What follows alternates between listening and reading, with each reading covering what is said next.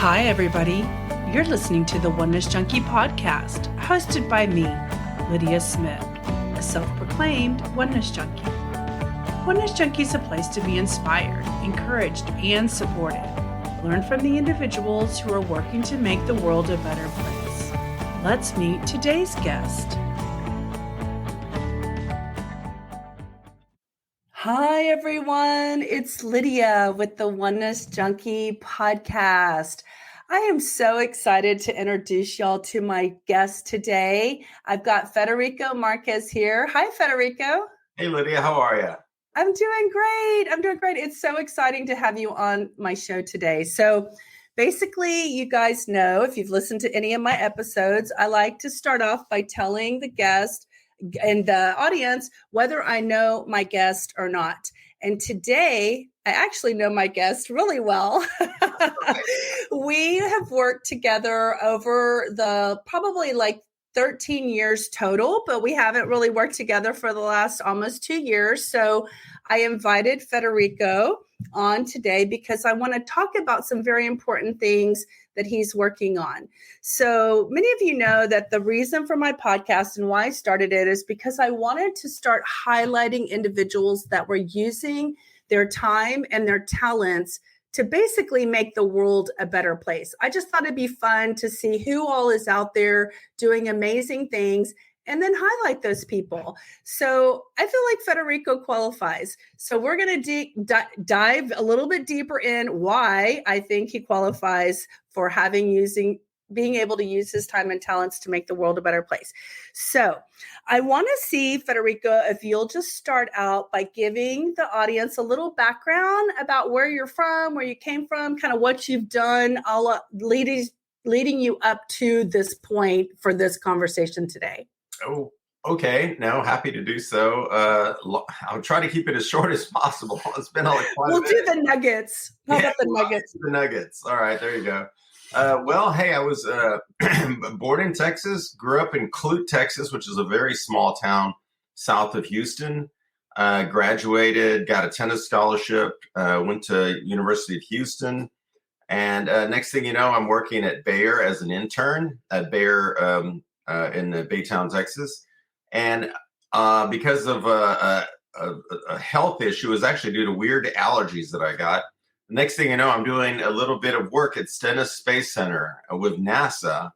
And it was on a whim. You know, when you're young and you read articles, you're just like, I'll take a road trip. And that's exactly what happened. But that road trip introduced me to the scientists at Stennis Space Center in the early 90s when they're working on bioregenerative life support systems for advanced manned spaceflight. I was very fortunate. They introduced me to hydroponics. And hydroponics, they were using it to clean air, clean water, and grow food in space. In fact, they even had a little tiny moon base that would house 4 astronauts. It was called the NASA Biohome. So I was actually very fortunate to actually tour that facility, learn as much as I could. Their budget was cut, and they said space exploration is over. So that was it. But that's what really got me started at looking very closely at hydroponics. A few years later, I built my first greenhouse at Bayer in the Baytown, Texas facility to treat industrial wastewater using plants and hydroponics. It was a little bit crazy because I was like 24, 25, and now I have a couple of NASA scientists working for me as consultants, and everybody thought it was nuts that we were building a greenhouse in a chemical plant. The fortunate part was it worked very well. We were able to treat the water. People were just shocked at how well everything worked. It took a while. It was a year and a half of pure headaches and constant brick walls and trying to figure out how to get everything to work properly because this was some pretty nasty water we were treating. But at the end of the day, it was completely potable, just like the system that we designed should have worked, and it worked very, very well. But that sort of launched my career at Bayer. I had another 19 years at Bayer. I was their head of quality and innovation. And life was pretty good, except for I was traveling all the time. In 2007, left Bayer because I had a lot of patents and a lot of interesting ideas. And I needed as my wife said, you're an entrepreneur. If you don't do it now, you're never going to do it. You're going to regret it for the rest of your life. So left Bayer in 2007, and on a whim, and that actually was because my wife was diagnosed with celiac disease, and I had never heard of celiac disease. And we just had twins, and all of a sudden I'm learning all about celiac disease and nutrition. And I never really paid too much attention to nutrition at the time, but it was because of nutrition that I wrote a little business plan that I was going to consult on, and wanted to start a restaurant that would at least address people who celiacs and people who are allergic to gluten, as well as organic food. I was in Houston, we're the fourth largest city. Houston had no organic food at all, had no gluten-free options at all. Never even heard the word gluten-free. No vegan options, no superfoods. I mean, it was a pretty barren landscape. But we got. Can I add right there? Yes. Actually, this is when I met you in 2008. This is when we started working together. So this part of your story, I'm excited for you to share, and I'm very familiar with. Yes, and Lydia, you were a big part of that with the marketing and getting us with the grassroots community building.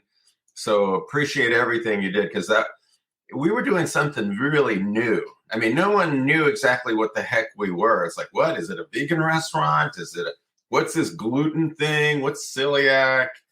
And they have, but people said, they have organic options. And Houston at the time had 0 organic options. Right. Not only that, you were trying to do it sustainably. So you were merging your green love for being environmentally friendly with your need to solve a problem for your wife's celiac and everyone else's problem. How many people in the population were having this problem? Remember?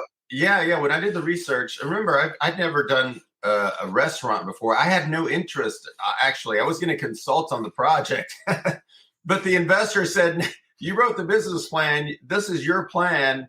I'm going to give you the check, but you're not going to be a consultant. You're going to be an owner. You're going to make it happen. You're going to make it happen. So that's really how I got pulled into it. But no, I had really great success at Bayer on sustainability projects. It was always something I was focused on, the environment, solar, fuel cells, battery technologies, electric cars, all that. But food was very new to me. But I did know, I reached out to the Green Restaurant Association in Boston, and I said, hey, how many green restaurants do you have in Texas? And they said, 1. It's in Plano. And I said, really? Oh, my God. Because I wanted to see one. And I said, well, what about Houston? It's the 4th largest city. Nope, nothing, 0. So I met. And the light bulbs started going off. Yeah, I just said, hey, if I'm going to do it, it's going to be green. If I'm going to work on any project, it's going to be a green project. So I got the information from them, and we said, I looked at it. I said, there's no reason why we can't be the greenest restaurant in Texas in 2 years, and maybe the greenest restaurant in the world in the next 2 after that. And as you know, that's exactly what we did. So that was a really good, very good start. And that's how we got Ruggles Green going. But the key thing there was really learning more about nutrition, because the green aspect was a big part of it, but really trying to understand, why is there no organic? Why is there are no superfoods? Why are there no vegan options? Why are there no gluten-free options? And, you know, as I started learning, there was really no supply chain. There was nothing to feed those restaurants. So started really learning more and more about the food industry, which was completely new to me. And as you know, we built the first one, literally ran out of money after about a year. And we're like, oh, my God, what's going to, and then all of a sudden the word got out or something happened. Maybe it was media coverage, but business took off and we just exploded. Built the second one. And then the second one was the one where we were able to do all kinds of different things. And we were, for a brief period of time, 90 days, we were the greenest restaurant in the world. And we have a T-shirt to prove it. That's right. But everything we did was always top tier, certified green restaurant through the Green Restaurant Association. Yeah. But it was the quality of the food and learning more about nutrition that was new. And I give my wife full credit for that, because I knew nothing about nutrition. And now I'm meeting with nutritionists, and I'm meeting with dietitians, and I'm meeting with folks from MD Anderson and Baylor College of Medicine and the school systems. And I'm like, wow, boy, do we have a lot of room for improvement. Yeah. So, Wait, yeah. can I just add something? Can I just add a little caveat? When you were going through that, when you mentioned the supply chain that you were learning about, what we've learned, not only in in hospitality restaurant industry, but also in your current industry, and I want the people to hear this, that demand dictates response. So the reason you couldn't get organic sugar to make an organic cake was because the demand of the consumer and the people was not there. They have to make their voices heard. If they want organic, if they want local, they need to demand it, and the commercial operations will go find the way to meet the demand. That's what the kind of bottom line is about all these industries. Correct. Yeah. When we first started, we'd go to the large distributors and say, do you have superfoods? Do you have organic sugar, organic flour? Quinoa. Do you have quinoa? Do you have anything that's gluten-free? And there was a big zero on every single one. They said, hey, there's no demand for that. So why would we distribute that? So we had to get very creative at the beginning to build our supply chain. And then you created the demand. The people started to realize that you were a service that could provide their needs that they never had before in a retail or hospitality industry. Exactly. All of a sudden, we're placing some serious orders because, we're going from 50 tickets a day or 100 tickets a day to like 500 tickets a day. And it's like, oh my God, what's going on here? And then they have to start looking because, now they have a business and they know we're going to build another and maybe more after that. So the demand actually did dictate it, and they could start looking around to see, and then we could evaluate it and test it. Even like, for example, the Beyond Meat folks, they heard about us in Texas. They had prototypes. They didn't have a finished product yet. So they gave us a lot to play with, and we got to playing with it and said, okay, you can improve texture or taste or cooking or doing different things. So they were still developing their business to try and create demand. So it was a very fun business. I mean, we had a lot of fun. Learned a lot. Fun, and it's fun to be profitable, and it's fun to be successful, and it's fun to have lots of people want to be a part of it. That was the glory days, right? That was a joy. And at the end of the day, you're doing something good. We knew, for example, we had the first and still the only restaurant in Houston that had solar power on it. That was in the Heights, and but it all made business sense when we did it. And that's what a lot of folks don't understand. No, we were just doing it for marketing. It actually made sound business sense. Yeah. Tell them about how much waste, the problem with the waste, and how you diverted that. And then. Yeah, the other part of our meeting our requirements to be a certified green restaurant was we had to find ways to compost and recycle, especially recycle. And that was almost impossible because when we began, there was no commercial recycling. There was no commercial composting facilities in Houston. We would quickly find out as we started talking to different groups to pick it up that it was like, wow, we generate like 10 times more than an average. Well, actually, they said 50 to 100 times more than an average household would. That's what restaurants would be doing. So if you focus on the restaurants and their glass and cardboard and other recyclables, you can make a pretty darn good impact. So we had to go out there and find these different groups. In some cases, we'd even tell them, hey, this is great. I'm glad you're here. You guys are really good, but you're not charging us enough. You should charge us a little bit more because fuel costs have gone up. We want you to stick around. So we sort of held their hands too as they were trying to build their business in the Houston market. But yeah, we learned a lot. Well, I just wanted to mention to the audience who may not know, but the restaurant industry is one of the largest contributors to waste as far as industries go, right? Because think about it, all those little single-use plastics, every little fork, every little ramekin that you get some ketchup in, every little lid that has to be nicely contained, especially during COVID. everything got more disposable, and it was just painful to, I don't know, Federico, for you, it was painful for me to watch how much plastic we had to use during COVID, because my brain was just going, oh my gosh, plastic waste. No, you're right. And by the way, that was another aspect of our certified green status, that we could not use styrofoam. And they would allow plastics that were recyclable, but they would prefer something different. We were the first ones in Houston to roll out biodegradable containers. And as you know, we tested like 20, 30, 40 different brands till we found the one that was just right. And the ones that were close, we talked to the manufacturer, so they'd put a PLA coating on it or something that would help it hold up more, maybe redesign it a little bit. So we also helped a lot of those companies where they were trying to get going. But now it's fairly commonplace. But remember, back then, styrofoam was a nickel, biodegradable containers, 50 cents, 10 times more. So nobody wanted to do that. Now it's getting closer to a nickel, but it's probably more like 19 cents. Yeah. And just to educate the audience, a lot of it's bagasse, which is what, a form of sugar cane, right? Yeah, sugarcane waste. Raw. Yeah.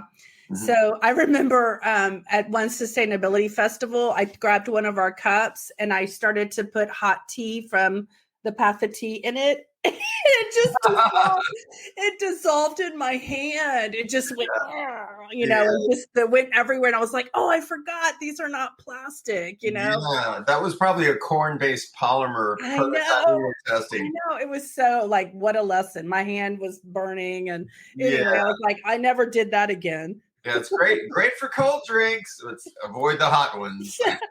Yes, I learned the hard way. Yeah. Okay, so yes, we had a lot of fun, not only doing this stuff, but also educating. That was part of my job, was to get the word out and get the message out and share with the community what we were doing, so that the community would support us, through those who were concerned from an altruistic, and we helped, plant trees and give back. And it was a great, great time. And so you basically grew that to a multi-million-dollar company, you and your partners.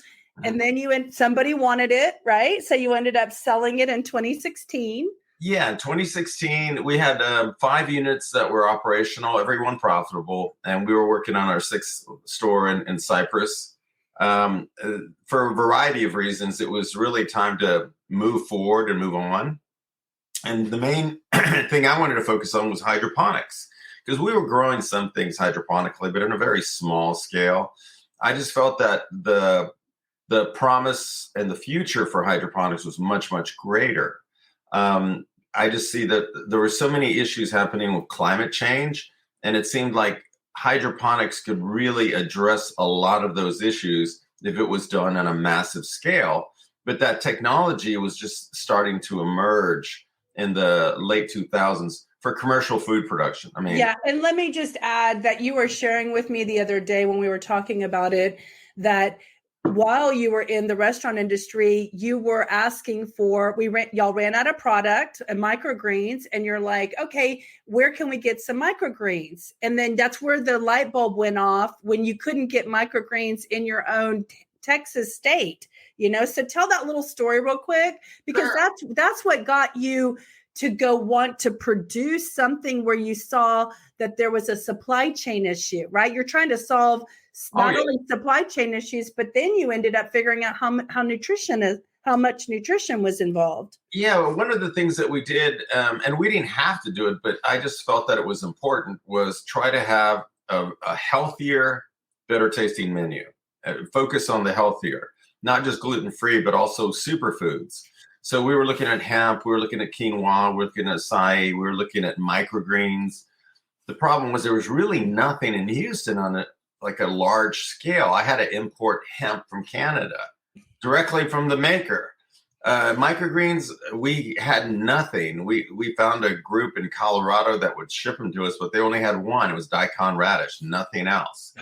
So which is not flavorful, right? It's got too much flavor. It's got a lot of bitterness to it. Yeah, if you like radish, you'll love it. But if not, it's super bitter, because, as you know, with microgreens, the flavor is actually magnified quite a bit. So yeah, and not only that, but every now and then there would be supply chain interruptions. Where like, oh, these this particular microgreens that you were looking for, we don't have any. Maybe in a month they'll be back. Or, hey, we're all out of mint. There's a drought in the West, and our supplier in Mexico has some issues, so you won't see mint for the next 3 weeks, and you might be using mint on everything, a lot of your desserts or your drinks, and now there's no mint. So I kept seeing more and more supply chain issues, and then I'd go to some of these food distributors, and they would just have piles of produce that were like, yeah, we only keep it so long because we have new stuff coming in. We can't hold it that long. It's still good, but it's already hidden its life. So we just got to dump it. And they would just have containers, just huge dumpsters just filled with this stuff. So food waste. It was managing the supply chain that I started realizing that there's a lot of food waste just trying to get from these thousands of miles away. I think the average is 1,600 miles right now in the U.S. to get something from your farm to your table. So that's a long distance, and you got to time it just right to get it to market. So, but yeah, at that point, we started just growing our own microgreens and growing some other things to meet the farm demand. And then eventually, a few years later, we started seeing some small farms that would start carrying, specialty mint or herbs or microgreens. And that made it a little bit easier because we were trying to buy locally as much as possible, but it was so limited as far as timing and the amount that they had. So that's really what got me thinking, if 99% of the demand is here in the city, you should have at least 50% of the production near the city. And right. That's not the current model we have. The current model we have is 99% of the demand in the city and 99% of the supply at least 1,000 miles away from the city. Right. So to piece this together for the audience, basically you saw that the ability to get the product was so far away from the city. And what happened is you were like, wow, how do I grow? You used to say most farms are like within 60 miles of a city, right? They're 60 miles out. And so basically brought back your knowledge of hydroponics. You're like, how do I grow in a small area close to the location where the consumer is going to be able to eat it and use it? Bing, bing, bing. Hydroponics can grow in a small land space. So that's where I want to just bring that to the audience's thoughts. Like, you wanted to bring food to the city, but how do you do that? In fact, let's talk about that. The city of Houston did not want you to create a farm, not to mention a commercial farm inside their city limits. Remember that challenge? That was so painful, right? Yeah, I mean, I'll be honest with you. This is probably the most difficult project I've ever worked on in my life. I know. I've worked on some pretty hard and difficult problems. And you go 24/7. You don't stop. So, I mean, you eat, drink, and sleep this challenge. So kudos to you. But yeah, let's tell the audience what it's taken to get to where you are today. So it sounded good, but remember in 2015, when I'm doing all this research, you get some emerging technologies and you're reading, and of course there's hydroponics for marijuana production, which is great. Everybody's doing that, especially in Canada. But in Holland, they're doing some very interesting things, and their technology is there, and they're doing all kinds of food production. So that's the first place you would look. But the capital costs to do something like that in the city were very high, not to mention most cities in the United States at that time, I don't know about now, but at that time, actually had city ordinances that did not allow commercial farming within city limits. Right. Because why? Let's tell the audience why. Because of the waste water? Yeah. Typically, the ordinance was based on very sound reasonings. It's like, number one, you need a lot of land. Number two, you're going to apply manure or compost and you're going to have a smell and you're going to have an odor nuisance. Number three, you probably use fertilizer and it's going to create all kinds of runoff, and the runoff's going to get into the storm drain and that's going to create all kinds of problems. Number four, we have you're going to use a lot of water and city water, clean city water or groundwater, and they would not allow that because Houston has a subsidence issue. But Houston is not alone. Almost every major city at that time, I don't know about now, but at that time had ordinances against commercial food production. Right. Large manufacturing. Yeah, because they think there's going to be livestock and pigs and whatever, and then and we had to explain to them that this model was different.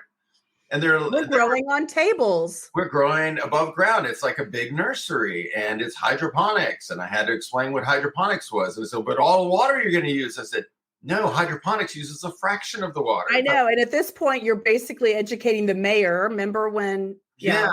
So I had to meet with various folks in the city. So it was a good year of constant meetings and explaining to them. And not only that, but a little bit over a year just to get our permit. Yeah, the plans. Get the plans to grow. And explain everything to them. But yeah, they did not understand that the systems we have are closed loop. We don't discharge water. In fact, how much less water do you use to grow like a similar amount of crop? Easily 90% less. Yeah, because you're recycling the water, right? We're recycling it. We're only watering the roots. Everything's covered. You're not spraying water everywhere. You're not subject to a lot of evaporation. The plants are drinking from the bottom, and they're only uptaking what they need. They get to monitor how much they use, and anything else is not considered waste. Correct. Yeah. So after a year or so of explaining, we finally got our permits and we got everything ready to go. And remember, we were at the time vetting a lot of different technology as well. So we were looking at an indoor flood and drain system. And, look good. A vertical system. Right. We were the first indoor vertical farm, I believe in Texas, but I know in Houston for sure, although Horde America says we're probably the first ones in Texas. But it was mostly to test the technology, see what works and what doesn't work. And is it worthwhile? So we built 10-foot tall towers and flood and drain 5 levels. And we were mostly growing microgreens and some specialty herbs. Right. And that's when the demand was only through restaurants at that time, not really grocery commercial level. Correct. Yeah. Grocers were not interested because there was not that much market demand for micros. Yeah. This was just specialty chefs of high-end restaurants. Exactly. Just like we were the number one consumer of microgreens when we had our 5 stores. I mean, we used a lot of micros, but we also used a lot of specialty micros, and we also had we're really focused on the health benefits of microgreens. So that's why we did that. But in general, the stores were not selling because it was 2 reasons. Number one, the demand wasn't there. The second one was the shelf life was so short on a lot of these microgreens. If you grow in soil, we tested it. We did side by side. The shelf life is about a third of what we got when we were growing in hydroponically. So that's why the chefs loved our product. I'm like, oh my God, I got it in the fridge. It's been a week. It's still good. Everything's crisp and flavorful, and there's no degradation. What are you guys doing differently? Well, we're going in hydroponically, and we have a special blend. And so they were very pleased with that. But that was only the restaurant market. We needed to get it into the supermarket shelves. And we were mostly learning about the technology. And at the time, we realized in order to make a practical business out of this, you need volume, you need capacity. We need to do 10 times, 20 times more of several different crops. So that's why that's where the real permitting headache started with the city of Houston, because we were going to build our 20,000 square foot facility on the 5 acres we had just purchased. So right, but it only took half an acre, right, to use the greenhouse for the actual growing space. Correct. We're only growing on half an acre, and honestly, in that half acre, we produce like 25 times more than what we were doing in our indoor vertical growing facility. Okay, let's tell the audience, now you're growing in these large troughs, you're growing lettuce. So how many heads of lettuce can the half an acre produce in a 50 to 60 day turnaround cycle? We theoretically, with now that we know what we know, we didn't know what we knew back then. But right now we could probably produce about easily 1,000 heads a day. 1,000 pounds a day of lettuce. That's the old design that we have in place. We have the means now to produce 6 times that much per day in the same footprint. footprint. On half, right, on half an acre. Yes. So do you actually know what it takes in an acreage to grow like that kind of production? Like, what are we comparing it to with all the people in the ground, using it in the ground? Yeah, typically you need 10 times more than that. You need Just 5. to produce the same amount of Correct. output. Yes. So, so you know what that brings me to is that article that you sent me last week about the water crisis that's coming in 2030. So actually, you know, we've said a lot about it just in the introduction, although I want to jump in. It's a good segue for helping the audience understand the crisis, number one, that's coming, but also how hydroponics is a solution to that crisis. Do you want to tell the audience a little bit about that article you sent me? Sure. The in fact, I'm trying to pull it was the Guardian. It was the Guardian, and it was you know, which is a professed outlet of media that doesn't take funds from sponsors, so they can say whatever they need to say to let the people know the truth. And so they're sharing the truth. And they basically said in 2030, which is only literally, this is 2023. We are 7 years away from what they're predicting is going to happen with water. So I was shocked that it was coming so soon. Now, right now, most of our water consumption is used for agriculture, bottom line. And much of it is for livestock, you know, taking care of, you know, growing grass and fodder and other grain crops or whatever for livestock. And there's huge subsidies for that. The problem is they're predicting by 2030, we're going to be 40% short on the amount of water that we actually have available. Globally, which means there's going to be massive droughts and obviously famines, because that water should really be used for for taking care of humans. And for human consumption, if you don't have it for human consumption, it doesn't matter if you're trying to grow crops, because the humans won't. There's no one to eat it. Exactly.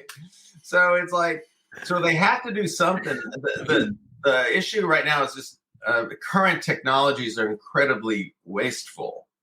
So the reason, and by the way, it's another reason why I started looking very closely at hydroponics, because I felt that the promise was the impact on a global scale was way more beneficial than just having certified green restaurants. That's nice, and you can educate, but having the right technology that you will then engage with schools on, and start creating networks and building, people understand the technology and say, wow, that is really cool. We need that in our community. We need that in our city.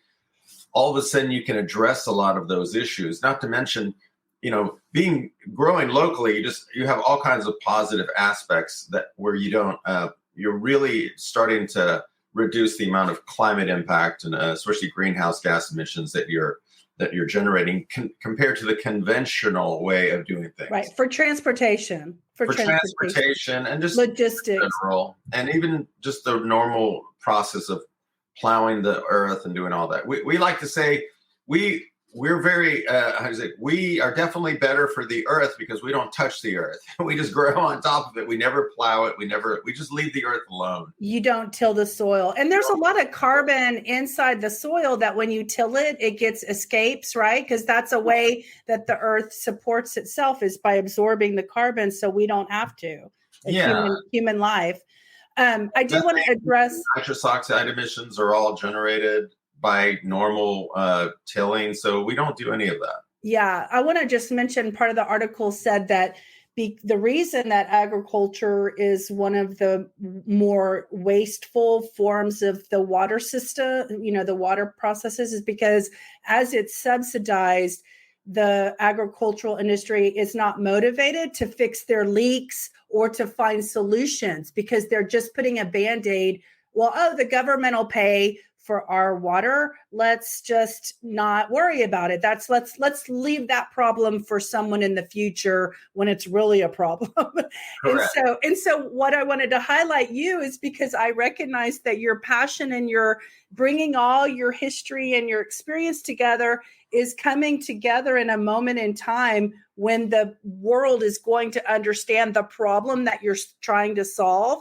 And just in an industry, I'm not saying you're not the only one who's solving this problem. I'm just saying you're trying to be part of the solution instead of just putting blinders on and saying this is not happening, No, that's correct. And you're doing it for our city, the fourth largest city in the United States. But hopefully you'll be able to take your education and your information that you've learned in this little pocket of the country and offer it to other people who are looking for solutions in their areas. Yeah, and I mean we've actually been contacted by cities all across the globe. I remember Italy. Remember they wanted you to help figure out how to grow fodder for their bistecca for their cows. Yeah, they had it was Parma, Italy, and they had a very strong dairy industry, and they were actually having to import grass from Germany. I mean, importing grass because they were going through a severe drought and they had no grass. And dairy cows have to have a certain amount of grass. In fact, mostly grass, just so they can produce quality milk. Can you imagine a world without Parmigiano? Yeah. Like the world would realize there's a real crisis going on. So they were no more Parmigiano. So they were definitely looking for ways to do all that, and the solutions are here. I mean, that's another reason why I'm a big believer in what not just hydroponics for growing crops, but it can do a lot of other things as well, which I definitely learned about through my NASA experience. But right now, because of the water crisis, I mean, people don't realize when water gets short, you start getting attention very quickly. The Western United States, especially with California, Arizona, New Mexico, primarily California, that severe drought really impacted them. And a lot of those food producers in California is like one of the bread baskets of the United States. They had to mandate that they cut back by 30% their water consumption. Otherwise, people were going to start dying. So it's like these farmers are like, what are we going to do? So right now, a lot of those large farms are moving their operations to Mexico and south of the border. And by the way, they're having their own drought issues too. They were just not having them quite as bad as California was. So now your distance from farm to table is even further away. So that distance every year keeps growing further and further away, but you still need water. I mean, if they were doing it, if they had hydroponics or they were doing it a little bit more efficiently, they probably wouldn't have to move their operations to Mexico.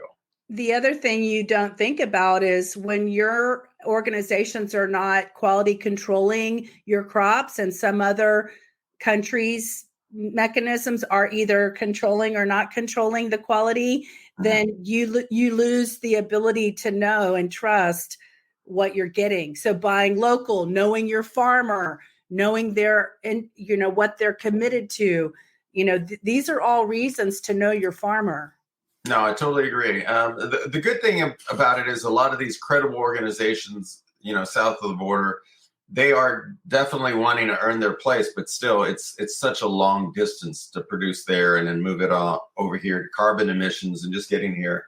And as you know, every day that that food travels, you lose nutrition. I think the average is around 10%. So you could be getting crops where it's like, oh, vitamin C. Well, not really. You maybe 20% of the original vitamin C or 50% if you're lucky. Or maybe there's some nutrients that we learned through NASA and MD Anderson that are only good for 24 hours and they're no longer there after 24 hours. So in the regular diet, you never see those very healthy phytonutrients that are, cancer fighting and all that. You just don't see them in there. So our supply chain has a lot to do with our nutrition.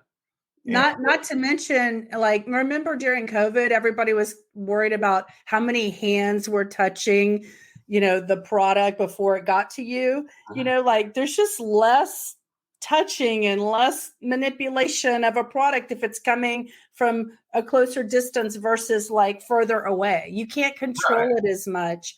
Plus, like insects and bugs and all of that. No, you're right. And then, I mean, you can still be an organic farm and a regular farm doing everything, and that's fine. But I think we had a little T-shirt that said, no dirt, no poop, no problems. If because we didn't, we need one. I made one, and it was like, but it made sense because really, there's no reason to have dirt or poop on your product. You know what? You are segueing me so nicely. Now let's talk about the Consumer Reports article that came out March 2020. What else happened for the world on March 2020 for the United States? I mean, let's talk about that article. I think it got lost in the COVID crisis. But let's talk about that article because that was so fascinating to learn that. Let me just say this one thing I remember about it, that the lettuce is one of the most deadly contaminated food sources, even over poultry, even over beef, even over fish, oysters, all these things you think are horribly difficult to ingest and dangerous. It was lettuce. Yeah. Remember? I couldn't believe that information from Consumer Reports. Which is the most dangerous food you can eat. Yes, so surprising. Everybody was shocked. So the most dangerous, because based on statistics, most people get sick, either of food poisoning or death, Salmonella, E. coli, from lettuce. And, that's why we had all these romaine lettuce recalls and this other lettuce recalls. But you got to remember, a lot of that lettuce is usually grown in the ground. And primarily in Arizona and California is what they said. 90% of the United States population of lettuce that we eat comes from Yuma, Arizona, or somewhere in California, right? Well, it was 90% back then. It's no longer 90%. Right. 70% now, because a lot of it's coming from Mexico. Well, and education. But really back then, the root cause was lack of water.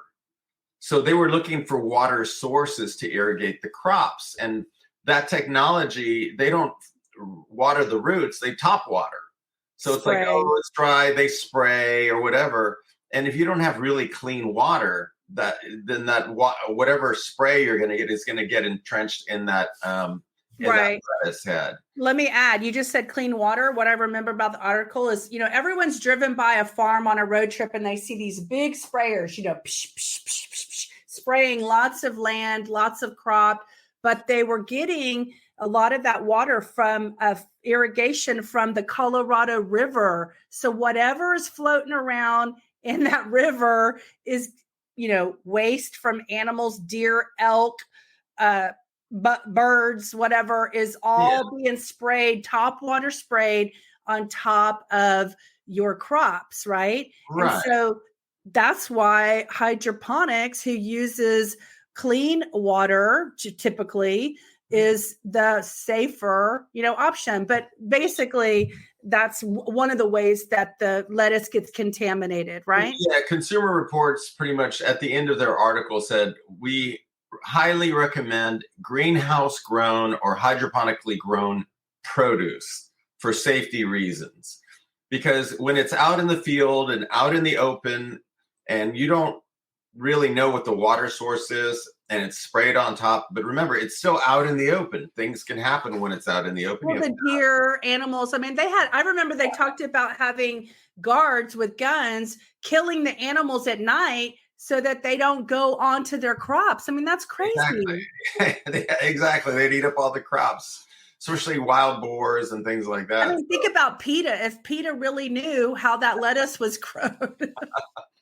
That I don't know. But the irony is the technology is here and it's getting less and less costly to implement. Back when we were doing it, it was like, okay, well, everyone's trying to figure it out. And is it going to be an indoor vertical system or a greenhouse system, or, is it going to be these pumps or this technology or these LED lights or these NFT versus flood and drain? I mean, there was all kinds of different ways of going about it. But at the end of the day, you want something that's the least costly but the most effective. And that's what we've been working on. And that was, as you start any new venture, it's incredibly difficult trying to figure that out. And fortunately, we saw the mistakes that were being made by other groups that were doing it. We'll say, okay, we're not going to do that. We're not going to build these multi-million-dollar systems that are just crazy. But at the same time, here in Houston, we had Hurricane Harvey, for example, that shut us down for a while and delayed permitting and delayed everything, our implementation. And then you couldn't find contractors to And build find your workers for over a systems. year. So that delayed us, and that was painful and costly. And then when we got into our facility where we're actually starting to grow, then COVID.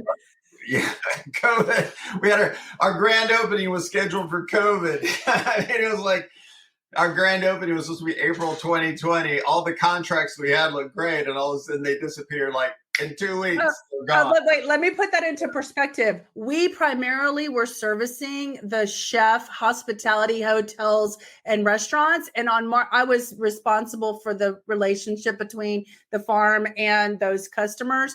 And on March 17th, my phone blew up. Everybody canceled their orders. I was told their restaurants were shutting down, and that completely affected our business in like the worst way. We didn't have anybody to buy. But what did we do? We shifted and decided to start serving the direct to home market during COVID. So we had to find a solution to get our produce out to the people for consumption in their homes.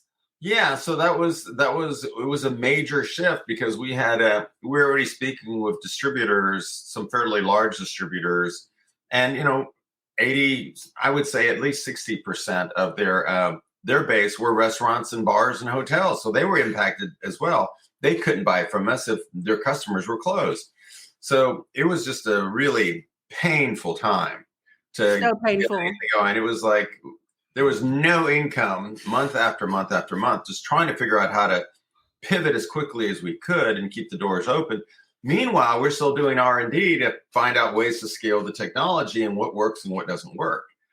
On the R&D front, we did very well. We learned a lot of very useful things as far as getting costs down, being super efficient, something that will grow very well, a higher quality product at a lower cost. So I thought we were really good on that, but you're a business, you got to keep the doors open. And so it was a very trying 2-year period for us to get that. But I know. But right now, to get launched. Oh, it was just the worst launch possible. But with that said, we somehow or another we survived, and we're still holding on. And business now all of a sudden, demand is just crazy right now. And then you can't grow enough. You need more farms to grow for the demand. That's correct. Now we're in the opposite situation. We went from COVID where there was interest, but all of a sudden COVID hits and no demand at all, zero.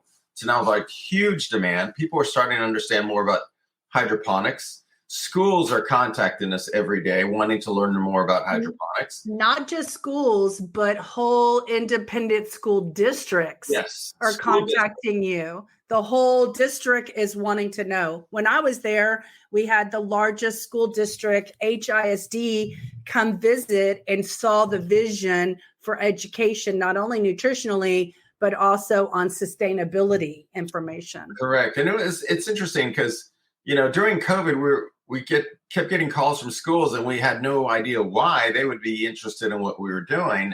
But it was driven not from science or from farm clubs or anything. It was driven by nutrition. It was a nutritional services group and all the schools that were saying, hey, we're concerned about the quality of what's coming into our schools. It's not very good. USDA wants us to buy more local, but there is no local, not for the volumes that we need. There's no local. And what's going on with this hydroponic stuff? So that's why they kept calling us wanting to learn more, because they also wanted to get a higher, more nutritious quality product, but at the same time find local sources. So that was really the catalyst that started changing everything. And that's right now where we're at. I want to mention something that I was kind of proud of. While I was with you working there, my alma mater, which is an agricultural and mechanics university. This is university level where you learn about everything. The Texas A&M Dean of Agriculture and his group of people from all over their locations came to visit, to see what we were doing, to understand how we were doing it. Like basically you were educating the university, and I loved it. It was like such a proud moment for me to have been from that school. And it was funny because I remember thinking, I never went to college thinking I was going to be in agriculture. And somehow my life journey got me to this point where I'm actually helping with, this challenge and this food thing. So I have to say that that was a proud moment for me that you were able to help them kind of understand, and it built great relationships because you're still in relationship with some of the people that you met during that time. And it was a really good learning opportunity. Yeah. And I'll go a step further. We're still working with Texas A&M. And NASA actually reached out to us with their Space Alliance Technical Outreach Group. They actually gave us a grant where Texas A&M are building our new hydroponic grow towers. So they're actually building the prototypes right now at Bryan College Station at A&M. In fact, I have a call with them, I think today, but I'm going to double check. Yeah. Today or tomorrow, just to see where they are in there. So I'll be visiting them. So we're still working very closely with A&M. They're still seeing what we're doing, but we also have a very close tie with NASA. And as you know, the name Moonflower Farms comes from your dream, my crazy, wild, crazy dream that I had back in 2014, 2015 of helping NASA to put flowers on the moon. Ironically, it was a colleague of mine who called me and says, "Hey, I hear you're dabbling in hydroponics and you're going to be building a farm." Yeah. And he goes, "Maybe you can help us put flowers on the moon." And it was my wife who said, "Call it Moonflower." So that's how we got our name. Yeah. And like you can see in my background, I believe you have to dream and believe in order to create. That's right. So everything that's ever been created starts from a vision and a dream. So you got to dream big if you're going to actually try to achieve big things. In wrapping up, there's one thing I want us to mention that I think is a really important aspect of this conversation that I want the world to learn about, and that is there is a health crisis out there as well. And what we learned working with a major cancer institution here in the city was that there was a lot of research around microgreens helping with certain illnesses because they have talk a little bit. I want the audience to know, because the reason we're not growing microgreens is because there's no consumer demand for it. As the consumer demand increases, the farms like Moonflowers can grow it for the large companies like Kroger, HEB, Apple, whatever that Apple, what is it called? Apple Tree or something? What's the name of that? There's a grocery store that I'm thinking of called something Apple. Anyway, the Safeway, all the big stores around the country, when the demand is there. And like what we know is that there's a health need, but the consumers don't know that there's a health need. So there's no market for microgreens. So let's talk about what you learned. Tell a little bit of the science about why you were trying to grow microgreens from a health perspective. Yeah, I mean, having the restaurant the restaurant chain that we had, and really focusing on nutrition and superfoods. One of the first things you come up with when you're researching superfoods is like, oh wow, microgreens, 40 times more this and 10 times more that, and some of these phytonutrients are like super cancer fighting isothiocyanates. I'm like, wow, this is really fascinating. So that's why. And then we just had to get the right ones that had the right flavor profile. So we learned a lot just from the restaurant industry, but it was such a fairly new, microgreens really weren't popularized till the late 80s. They came out of California by, I think it was a chef named Charlie Trotter, but then all of a sudden they started getting more and more popular in the 90s and the 2000s. But really working with MD Anderson and NASA, they were fascinated by certain phytonutrients that were in those microgreens and how these phytonutrients could help protect us against certain forms of cancer, or protect us against UV radiation, or just just provide more nutrition per the amount. So I don't need to eat 4 pounds of broccoli. I can eat 2 ounces of broccoli microgreens. So that's where it got interesting. And then I reached out to MD Anderson through a colleague of mine at NASA, and we were looking at ways to mitigate the effects of radiation on astronauts and by certain microgreens. So we did a little study. We looked at about 10 different microgreens, and we had positive hits for 2 of them. And they were very interesting data that we got. I mean, it was interesting enough that MD Anderson said, okay, is this a mistake? So they repeated it again twice. So they ran the test 3 times and said, okay, this is interesting. So that's where we're at right now. But that's that's another grant that we're going to have to raise to pursue that. But there's a lot of information there, and there's definitely a lot of benefits from microgreens that we just don't know anything about, like red cabbage microgreens and how they help regulate insulin levels and could be potential for people who are fighting obesity or diabetes, or broccoli microgreens and the sulforaphane content and isothiocyanates and how they would be very beneficial for cancer fighting. And you don't have to eat pounds of broccoli. You can just eat ounces of these broccoli microgreens. And you can easily get them local, fresh. Yes.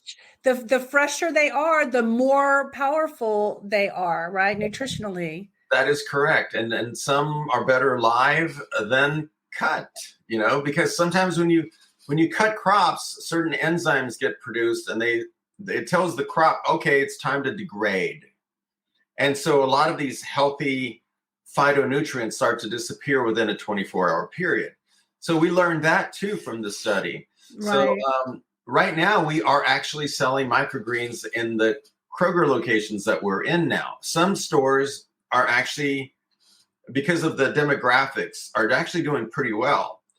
I'd say 80% of them, people don't really know that much about them, so we have to educate them, but they're not moving well there. They want the live basils and the live lettuce. But there's definitely some interest, and I think there'll be more interest once we get some production up there. So it's difficult to educate the market, but we'll definitely be able to supply it once I think that demand is there. I'm hoping this podcast episode is educating the market. That's my intention. I appreciate that, Lydia. Yeah, no, this is important. This is my contribution to helping the world understand that there are solutions out there, but they're not always easily accessible. So I would say like some of the challenges you would face now are just scaling, having enough money to just grow the demand, grow the crop for the demand. So you're talking to investors and working with different investors in different ways to help you. You have a solution. You just need the funding to help solve the problem, right? Exactly. I mean, when we first started, it was you have to have a dream. Sometimes it's a crazy dream, but you have to start with a dream. And we thought that we could find a market for micros, but that market is very, very small. And because of the delays we had, and then especially after COVID, it was like, oh my God, no one's buying anything. It was incredibly hard. So we literally ran out of money. I had to sell stock and do all kinds of crazy stuff. But right now we're in the opposite position. Grocers really do want local because the demand is there.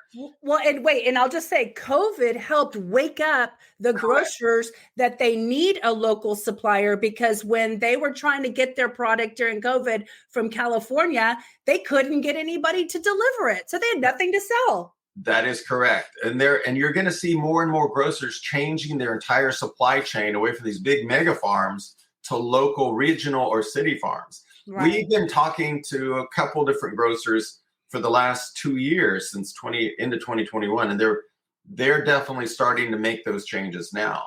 But in our particular case, we have schools coming at us. We have different chains coming at us. We need to be producing 3 times more now without even trying than we currently can. But so all of a sudden you need more infrastructure basically to meet the demand.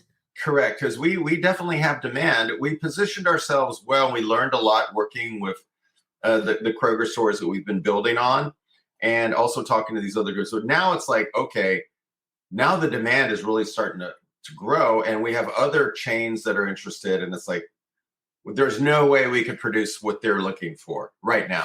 The consumption that they need. Yeah, and then it could be that we're in 1 or 2 stores, but they want us in 10 or 20 or 30.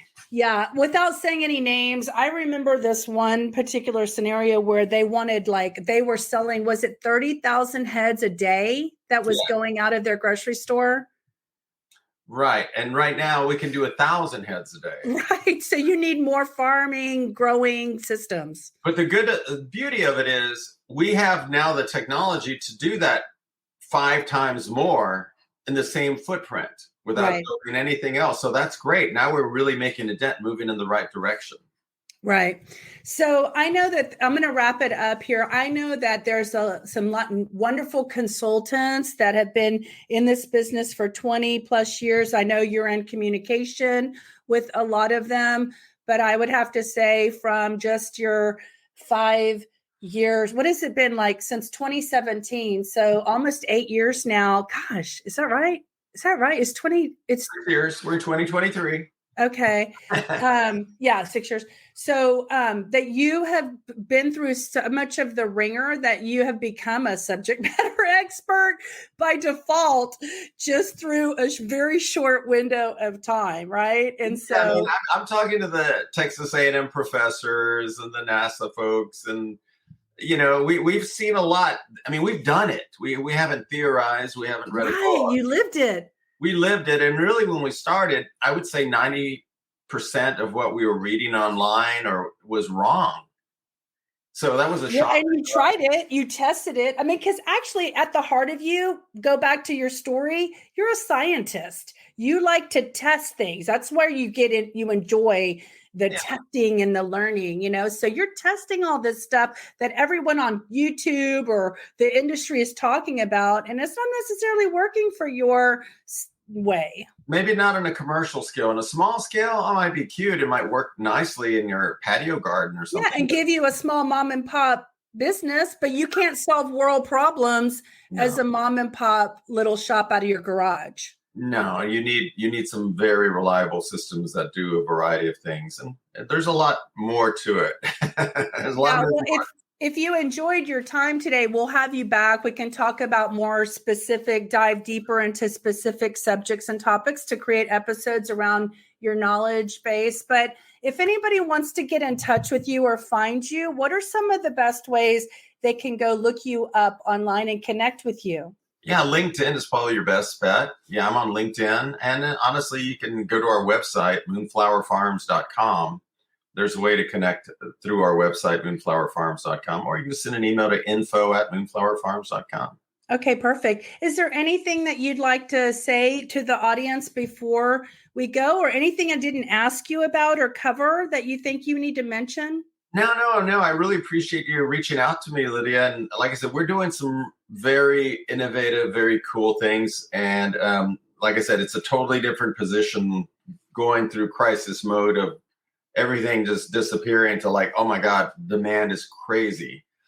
So it's a nice transition, but now we have to be able to. You have new problems.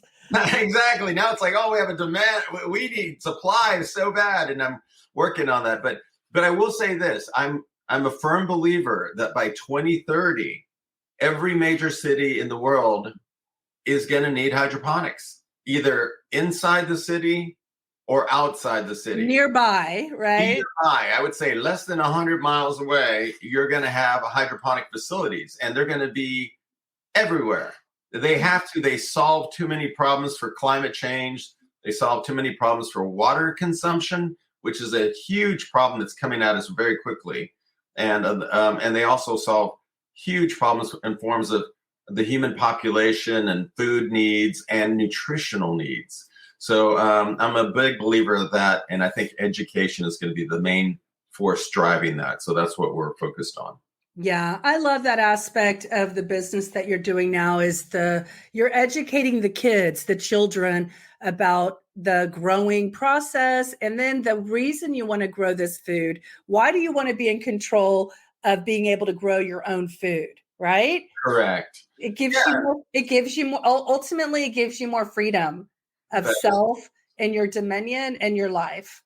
And the health aspects of just having locally higher nutrition, better quality product is just, I think it's going to be transformative.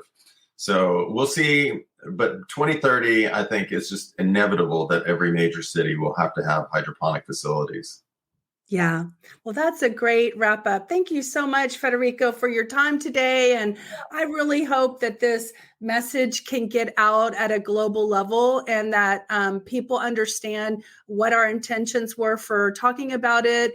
And, hopefully I can do my part in making the world a better place as well. You always do, Lydia. I appreciate you. Thank you. All right. We'll talk to you later. Hang in there. All right. Thank you, Lydia. Bye. Bye-bye.